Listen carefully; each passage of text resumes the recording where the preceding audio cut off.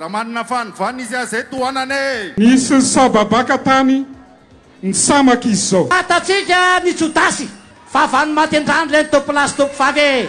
Namaly ny candidat ho ben'ny tanàna Antananarivo renivohitra Tahina Rajafinjoelina sy Ibodo, mpanakanto efa fanta-daza eto Madagasikara no sady mpikambana tao amin'ny antoko Timma ihany koa ny candidat ben'ny tanàna Antananarivo renivohitra Tojo Ravalomanana sy ireo olona maromaro avy ao amin'ny antoko Timma. Nandritra ny fampelezan-kevitra nataon'ny candidat Tojo Ravalomanana tamin'ny sabotsy fahatelo amby roapolo ny volana novambra lasa teo dia nisy fandraisana fitenenana tsirairay avy amin'ny olona tao amin'ny antoko. Hatramin'ny solombavam-bahoaka dia nandray fitenenana tao.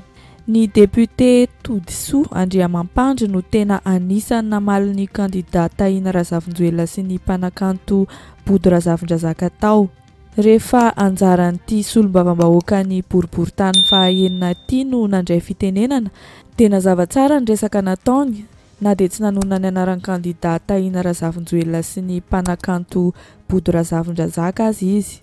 Hoy izy hoe eny tsara reny resabe reny ary efa fantatra hoe iza ny Jodasy amin'izao, izany hoe ny candidat Tahina Rajafinjoelina sy Body zany izay nanapa-kevitra ny tsy anaradiny antoko Timma intsony dia mpamadika ny antoko Timma raha araka ny fanehoan-kevitra ity solombavam-bahoaka ny boriboritany fahaenina ity.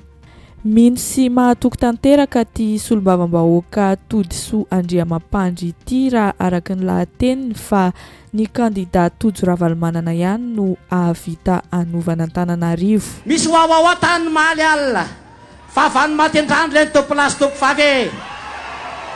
Fatatsika ny Jodasy, fatatsika no mpamadika fa sao fotsiny ty tenentsika miasa trany, miasa ihany miaraka amin'ny Tojo Ravalomanana topilasy topivaky. Mampanantenanareo izahay solombavam-bahoaka famadamosiny izany Tojo Ravalomanana izany fa izy no anovatsika, anovana Antananarivo ary hiakatra izany fiainana Antananarivo izany ho vita daholo. Ny foto-drafitrasa ho vita izao lehilahy zao topilasy topivaky miaraka amin'ny mpanolo-tsaina. Izany resaka jiro izany, izany resaka ambotaiazy zany, izany resaka fandriampahalemana izany ho vita izao lehilahy zao zany topilasy topivaky. Tsy nijanona teo ihany moa ny resaka nataon'ity solombavam-bahoaka ity fa mbola mivaliana ihany koa ny resaka nandeha tao aorianan'izany mahakasika ny ady hevitra na ny débat izay nokarakarain'ny centre ARUP Madagasikara tamin'ny fahatelo amby roapolo ny volana novambra lasa teo.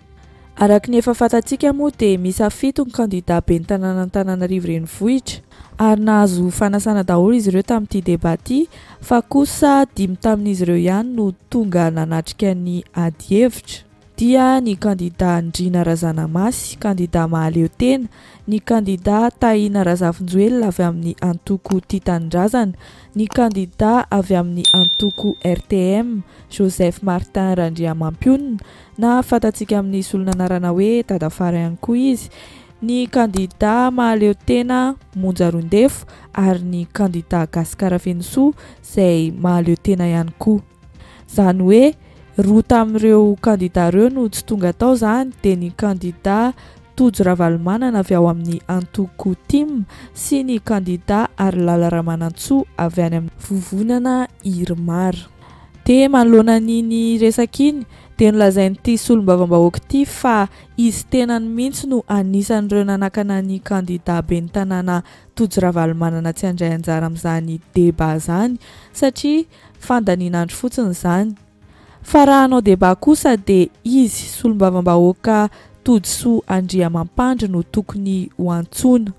Izy mahafantatra tsara ny fiainana eto Antananarivo fa ny hafa dia misandoka ho zanaka Antananarivo fotsiny ho izy. Nandeha teo daholo ihany koa moa ny fampanantenana rehetra mahakasika ny fanovana ny fiainana eto Antananarivo tsara kokoa ary ho avy ny famatsim-bola rehefa lany ben'ny tanàna ny candidat Tojo Ravalomanana. Efa betsaka ny mpiara-miombonantoka izay miresaka aminy amin'izao ity solombavam-bahoaka ity ary anisan'ny fanovana entiny ny hoe hiakatra ny fiainana eto Antananarivo, ho vita daholo ny foto-drafitrasa, ny resaka jiro, ny embouteillage ary ny tsy fandriampahalemana. Faly sy ny horakoraka daholo moa ny vahoaka na eno an'izany. Misy miteny ihany koa hoe andao hanao débat ireo candidat reo. Za misy ny samsakana tompolasy tovavy tsy lany andro amin'izany adevy zany tsony ny candidat atsika. Fa ny fotoanany dia ho atokany manakaiky ny vahoaka, natokany iresaka amin'ny mpiara-miombonanto katrena rehetra. Ambassadeur firy nefa miantso azy, mpiara-miombonanto ka firy nefa nampy azy, rahalahy soamatsara izy, dia tolotra ny fampatsimbola ao Antananarivo tompolasy tovavy. Ny amanako azy ty zao, ho an'le olona miseho azy candidat eo hoe hanao débat, savonina hanao débat aminao tompoko rasa hanao tompolasy tovavy. Za ihany manao aminao, mbola tsy resaka amin'reto député reto za fotsiny aloha. Maiky za fa ty candidat ty olozany azo azy. Ho an'ity solombavam-bahoaka ny boriboritany fahatelo ity kosa indray dia nanao lahateny ankolaka fa na dia zany aza dia hita ihany fa mamely akaiky ny candidat Tahina Razafinjoelina izay nanao ny fanambarana tamin'ny 12 volana novambra lasa teo iny. Tsy ekena tsony ny fisabakana satria efa misy ny tanora afaka misolo toerana an'ireo efa lehibe eo anivon'ny antoko tiako Madagasikara ireo. Ny samaka ilay olona ny sabaka tany satria diso ny sabaka be loatra hoy ity solombavam-bahoaka ity.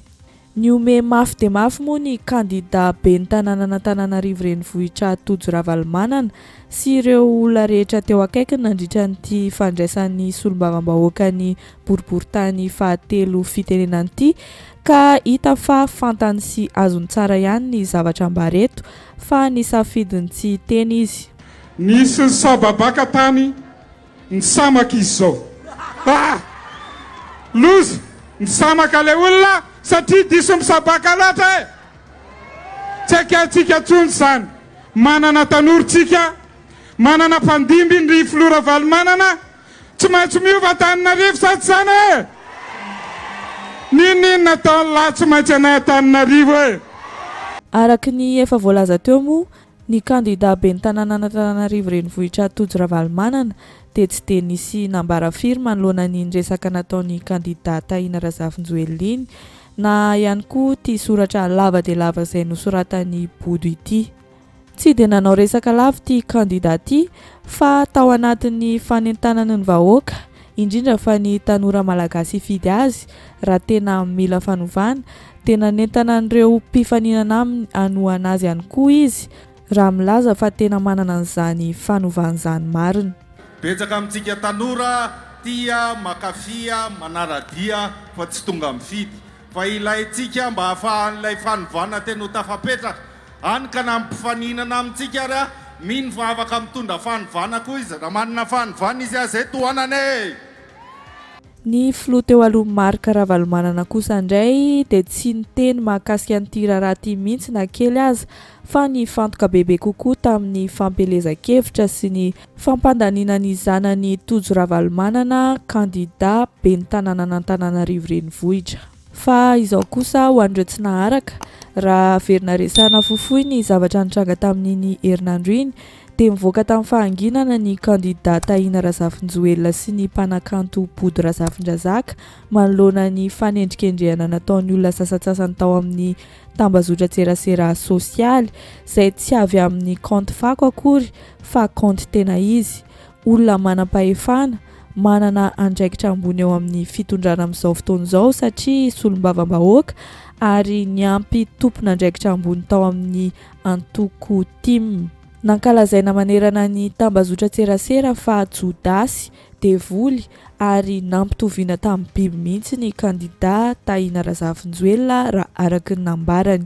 Nandefitra ihany moa izy ho ny teniny fa tsy maintsy ny teny ihany izy amin'ny farany satria lasa ohatrany hoe vaovao ofisialy, vaovao marina mihitsy le izy amin'izao, kanefa dia fandotona an'ity candidat ity fotsiny. Ka manoloana an'izay dia namoaka horonan-tsary teo amin'ny 13 minitra teo eo izy nanazavany version-any. Nanginy zay, tsy niteny mihitsy zay fa nanao nizara vina efa ho ray volana angamba zay. Vina no nresahana, asa ny natao. Ary tena tsy namaly mihitsy zay raha tsy nisy an'iny fiantsiana nataona manam-pahefana solombavam-bahoaka iny. Namaly zay ary tsy mbola namaly betsaka fa mba niteny fotsiny hoe aleo mba mifanaja. Tsy nikitika na candidat na antoko hafa zay. Mbola nampiana tompona andraikitra ambony anankiray indray koa eo anivony antoko tim. Dia tsy maintsy kosa zay mba mamaly amin'izay satria reny olona ireny matombo teny aminay ofisialy vaovao ofisialy ny avoakany ireny satria olona manam-pahefany ireny ary tsy maintsy mamaly zay satria rehefa tsy miteny dia tahaka ny manaiky araka le fitenenana hoe manaiky matotsy miteny raha compte fako mantsy no nanaovana azy ireny dia tsy afaka namaly zay ary tsy mamaly zahay fa eto kosa re olona tsy compte fako fa compte tena izy nandefa message ny tena koa tany amin'ny candidat ny antoko tim amin'izao be ny tanàna izao sao dia mba eontsika amin'ny rahalahy fa anahirany ty raharaha ty tsy nisy valy ny tompoko ankehitriny lazainy zay fa devoly jodasy ny sasany miteny anay tahaka ny biby aleo avoaka kosa ny marina fa tsy hoe